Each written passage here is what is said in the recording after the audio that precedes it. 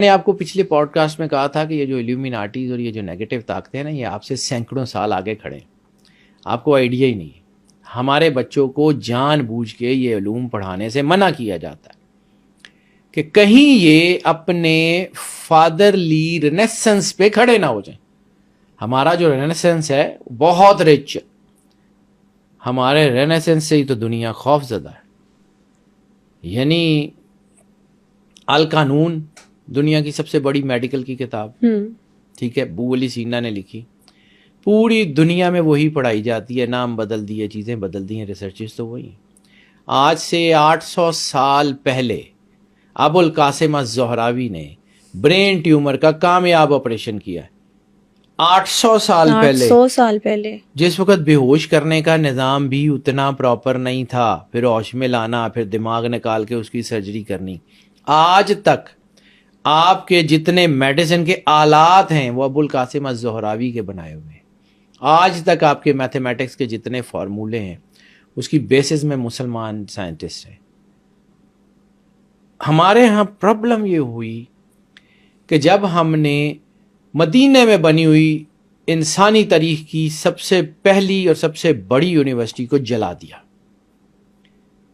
اس university کا نام ہے باقر العلوم.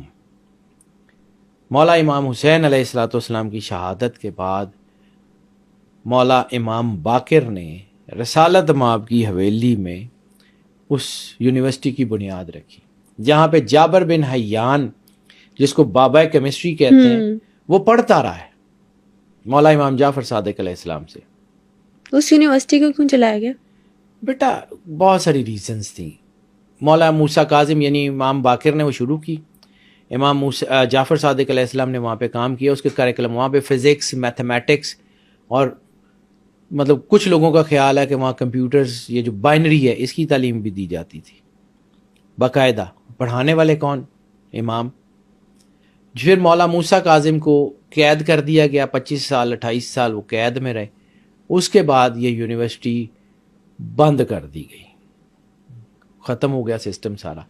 لیکن اس یونیورسٹی نے جو 60 سال 65 سال، کچھ لوگ 70 سال یا 73 سال کہتے ہیں، اس کا امپیکٹ اگلے 800 سال تک رہا.